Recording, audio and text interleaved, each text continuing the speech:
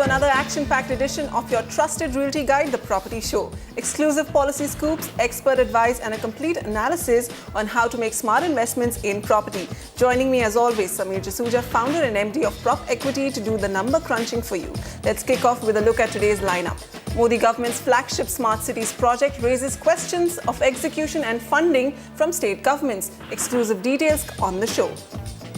Maharashtra's realty industry cries foul over the retrospective move to acquire their surplus land under the now defunct Urban Land Ceiling Act. And we'll also get you smart property bets from across cities, 1 BHK options in Mumbai in 1 crore. Budget options in 30 lakhs in Noida's upcoming new residential sectors. Gurgaon's top-rated projects on the Dwarka Expressway. And in Bangalore, suburbs in the north for prime properties in 80 lakhs. And with political stability at last, are Hyderabad's commercial office markets on the road to recovery? In top news today, states seem to be taking the fizz out of the central government's ambitious plan to develop 100 smart cities. The centre released the concept note on the proposal in record time, but states are asking for more than what the centre had planned to dole out. Unitam Ojha is joining us with more details on that. Unitam, what were the states demanding from the centre and what has been the outcome of that high-profile meeting that the Urban Development Ministry held with the states? Vasudha, the states want a lot of whole-handing from the centre, starting from finances to incentives for better performance. They have listed out many expectations. First, of course, they have flagged out the issue of resource mobilization. The states in the meeting held in the capital recently had stated that most of the urban local bodies do not have enough finances to run their day-to-day business, set aside, leave alone setting up a smart city. So first up, though the centre has said that a fund is likely to be created, the government, not just the central government, but all the central ministries like the Urban Development Ministry, the Transport Ministry, the Power Ministry, Health and Education Ministries, all of them are likely to be asked to pitch in with or possible finances to fund the smart cities. The states are saying that they would need much more funds from the centre to fund the smart cities. They would need a lot of hand-holding when it comes to technology upgradation, capacity building at the local level, at the local authority level. There too they want a lot of help from the centre. They also want incentives for better performing states, and they have said that they want flexibility in implementing the scheme, because they are saying that every city will have certain specific requirements, which is why they might not be able to comply with the framework that has been listed out in the concept note. So all in all, going forward, there has to be a lot of discussions that will be required between the state and the centre, and only after that maybe the cabinet might take a final look at the policy. Back to you. All right, capacity, execution and funding, two key challenges which states are highlighting. Unitam, thanks so much for those details. Moving on to what's happening in the state of Maharashtra, the Bombay High Court, in a landmark judgment, has empowered the state government to take action against landowners and builders who flouted the long-abandoned Urban Land Ceiling Act by recovering their excess land. The developer lobby is crying foul, stating that if the law no longer exists, then why take retrospective action? Ashish Bhatia makes sense of the story. While other states long abolished the over 3-decade-old, heavily criticized Urban Land Ceiling Act for hindering urban development, Maharashtra had to wait until resolution to repeal the Urban Land Ceiling Act, moved by late Chief Minister Vilas Rao Deshmukh, got passed in the State Assembly in late 2007. However, even today, while the Urban Land Ceiling Department maintains that previously mandatory no objection certificate for projects on land measuring at least 500 square meter are no longer needed, the Building Proposals Department of Mumbai Municipal Corporation (BMC) has stalled project approvals as it isn't clear whether they are on land that was acquired under the earlier ULCRA. This has resulted in projects getting stuck in a limbo. That apart, a recent High Court ruling says developers can now get their land exempted only if they hand over 5% of the total flats from public housing. In an exclusive chat with NDTV, opposition party BJP President of Maharashtra heavily criticized the Congress NCP-led government for the lacking clarity and confusion. But I don't know why government is still doing the exercise whereby on paper it is showing that the land is wasted, and then again people are called to Mantralaya, hearings are held, and then the same Supreme Court judgment is cited and the lands are freed. And while making the lands free, dealings are happening. ULC offices are still in existence just for the vested interest, just to collect money. While for developers, the only option is to respect the judgment, approaching the Supreme Court appears to be the last option now. They say verdicts like these are ill-timed for the state and nation looking at providing mass housing. In reality, we know that the ULC was scrapped because it did not provide affordable housing. But the residuaries of those sections are still being interpreted by the courts for the simple reason that the governments and the industry has not been able to deliver affordable housing. So on one side, I think it is necessary for the government, like Narendra Modi's objective, in order to create 25 million houses, then the ULC will actually get buried. It has been scrapped but not buried. While from figures that NDTV looked at, land has been exempted more than it was acquired under the Act. Experts say only a reversal of norms would shield the end consumer from ballooning prices. The mere availability of landmass or FSI will obviously impact in creation of lands, of home stocks, of more housing units, etc. In which case obviously the supply will increase and will have some cooling effect on the prices as well, if it's actually that huge a supply that we are anticipating. Legal experts agree too that if the government has everyone's interest at heart, they should be demonstrated in its drafted policies too. As far as public policy is concerned, for weaker sections is concerned, they can impose certain restrictions, and that is kept in the saving clause of their every repealment, especially in ULC. Of course, it's a constitutional question and it can be challenged in Supreme Court. It doesn't look like anytime soon Maharashtra will be able to get rid of the cloud of uncertainty around the Urban Land Ceiling and Regulation Act.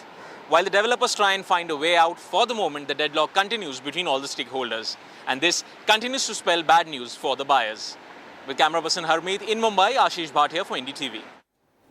The abolition of the Urban Land Ceiling and Regulation Act, or ULCRA, in Maharashtra in 2007 was described as a red-letter day by the developer community in the state. But today, the industry seems to be seeing red with the recent High Court order that has empowered the state government to reclaim all the surplus land that builders got ownership of under the ULCRA. Let's understand the ramifications of this development from local players from that region. Please welcome Shailesh Puranik, MD Puranik Builders and President Thane MCHI, and Amit Mehta, Advocate, Bombay High Court. Gentlemen, thank you so much for joining us today.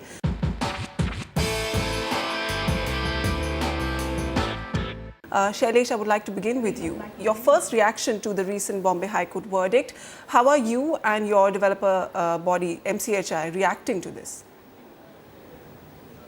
No, firstly we are reviewing the order passed by Honorable Court, and we are also preparing for the appeal against this order in Supreme Court. But I think one thing I might want to clear over here, that though the act is repealed, some sections are saved, and on those some sections a lot of interpretations are happening, and we are again and again going into these interpretations, and there are conflicting judgments coming.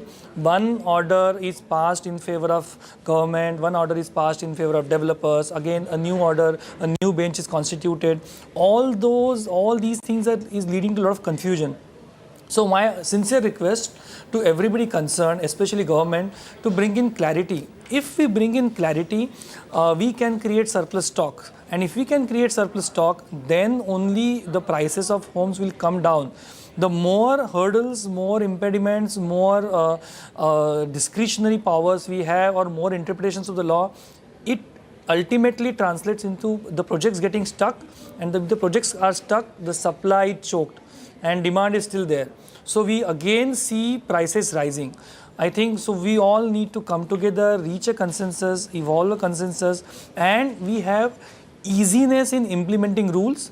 Whatever rules you want, you bring in transparency and ease of implementation, and no discretionary issues or no issues left for judgment by multiple authorities and multiple courts. I think that is my humble suggestion here to government. All right, Amit, Shailesh is talking about this cloud of confusion over, no clarity over whether this is a win for the developer community or for the government. Can you break it down for us? there is some talk about the savings clauses in the repealed act even giving some relief to the developer community. Can you help us understand the legal aspect of this? Yeah, hi Vasundhara, good evening and good evening to NDTV viewers. This law which came in 1976 and it was repealed in 2007, it actually gave a good effect. By this, the public housing as such is going to increase in the market. However, with this judgment on September 4th, 2014, there is some confusion which has been created. This clearly states that even though the law has been repealed, the developers cannot still escape their liability of giving 5% as public housing. Now, if you go through the judgment, there are various interpretations, and I'm sure the developers are going to challenge this in the Supreme Court. However, I think once the public housing increases, I think the market will stabilize more and there are more affordable homes for the people by and large. So I think it's a good judgment. However, the interpretations has been little different and that is going to take some time to get it effect in through the citizens of Mumbai and maybe across state. Let me tell you one more thing, that in B category of cities like Pune, Nagpur, etc., more than 1,000 square meters of plot which were available were basically taken as the benchmark for implementing the Urban Land Sealing Act. However, in Mumbai it was 500 square meters and above. So individuals who are having 500 square meters and above had to surrender this. So I think it's a good judgment and it's a welcome judgment. However, the interpretation needs to be done in more details. Shailesh, Amit is calling this a welcome judgment. Are there any specific regions, any markets that could see an impact of this recent High Court order? Any markets we need to be looking at?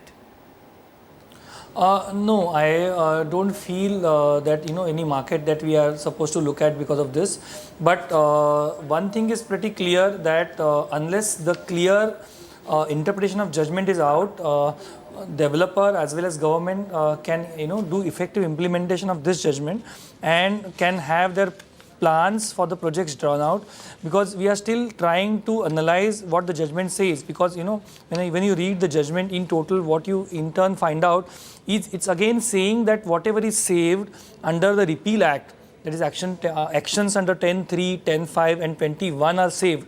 So those are in effect till today also. So I don't think it is, I don't think the judgment is saying something new.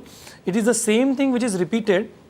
I think High Court is trying to say that, okay, the Repeal Act is still in force. In turn means the 3 sections which are saved, those are still in force. So I don't think we, there is something new that has come out from this judgment.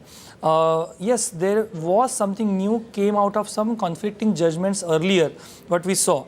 And we hope that a favorable judgment, which is favoring everybody, the developers, the government and the customers at large, comes out when we approach Supreme Court.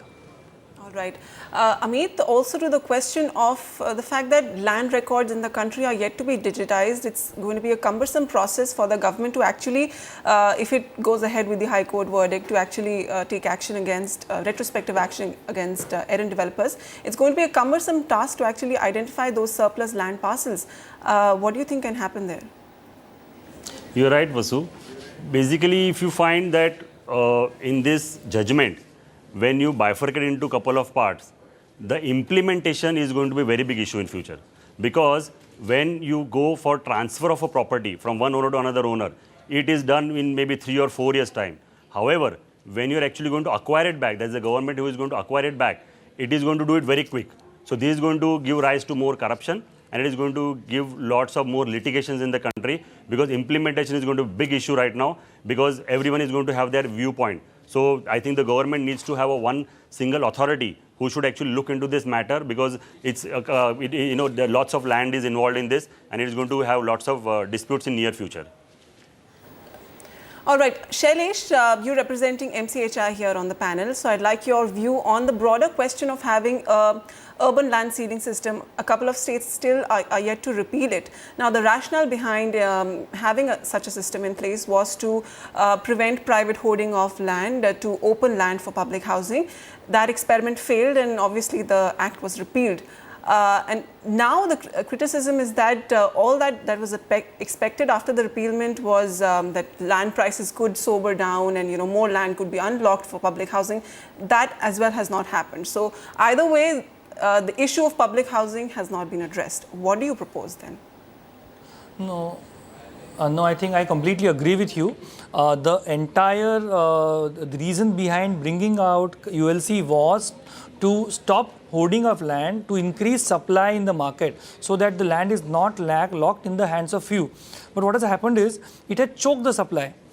And because it has choked the supply, it has increased the prices of land, which ultimately result in increasing the prices of end user or the flats that customers buy. So what we want, what everybody wants and what government wants to bring in is transparency, so that acts are brought in such a way that there is a single window clearance, lands are cleared and the projects are cleared at a faster pace. Of course, no hoarding of land happens, and ultimately supply increases, which will bring down the prices in future. All right, so a lot of ambiguity there in Maharashtra's realty industry on what happens to the Urban Land Ceiling Act, and post the Bombay High Court order, the fight is now obviously going to reach the country's apex code, which is when we'll get more clarity. Shailesh and Amit, thank you so much for joining us on this issue.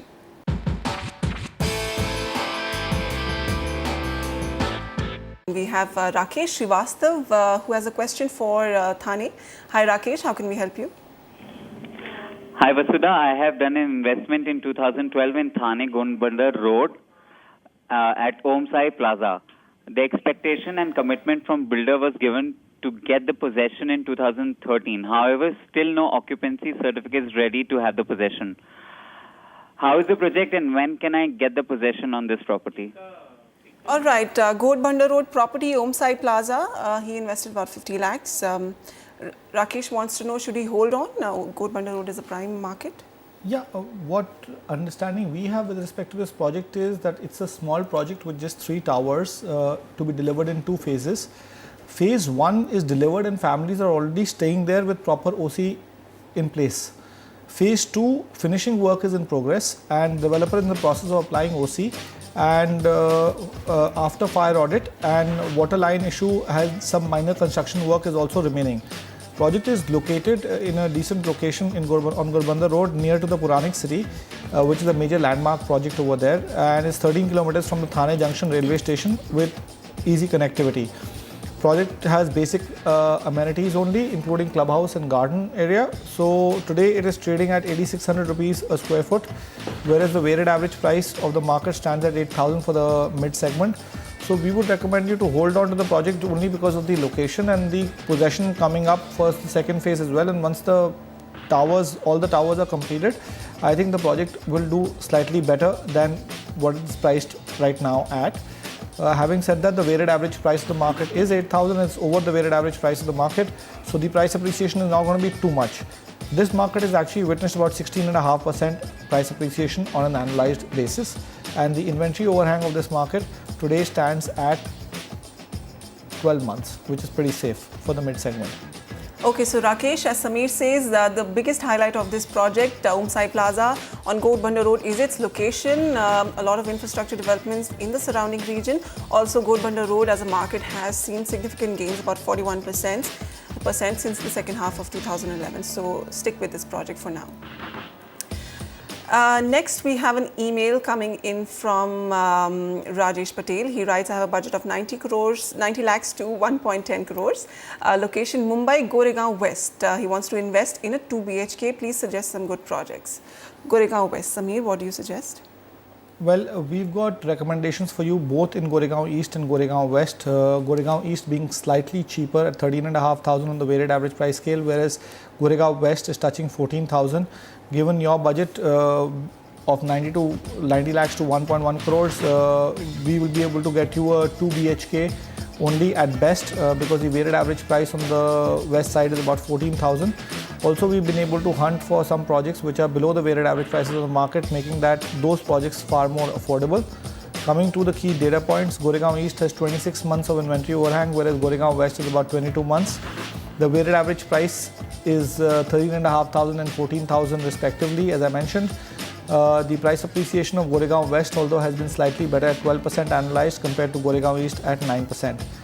The recommendations from our side are Kaushal Elegance, Goregaon West, 10,900 rupees a square foot. available directly with the developer. This is a redevelopment project and the builder has received all the approvals to redevelop the project, and other approvals will be coming in a month's time. It's a 25-storied building and construction is yet to start. Aurum by Cabra Group, this is the second recommendation. It's a standalone 15-storied building with about 1.5 lakhs of total completion area. Smaller projects, 1 BHK you can afford over here, and the builder has approvals in place and project has basic amenities only. Lastly, Lalani Grandeur by Lalani Group, 12,500 rupees a square foot. Here also a 1 BHK would be more feasible. This project is just located off the General Arun Kumar Road, which connects Goregaon East to West Expressway Highway. And project comes with more modern amenities like rooftop, swimming pool, gym, automated parking, etc. Just a quick word on an important infrastructure project coming up for the Goregaon market, the Goregaon-Mulund Link Road. The BMC is about to start the tendering work on this project. This is going to be a 16-kilometer link road, which is going to be the longest of the city's 3 planned east to west links. And this is expected to give relief to the congested Western Express Highway. So Rajesh, along with Goregaon West, we're also giving you options in East. Your budget is going to be a constraint for a 2 BHK, so giving you 1 BHKs, Kaushal Elegance by Marvin Constructions, Aurum by Cabra Group and Lalani Grandeur by Lalani Group. From MMR, we'll be moving to property markets down south, but after a short break, we'll check out Bangalore's Raja Rajeshwari Nagar for mid-segment options. And also look at Hyderabad's commercial office market. How is this segment faring after the formation of the Telangana state?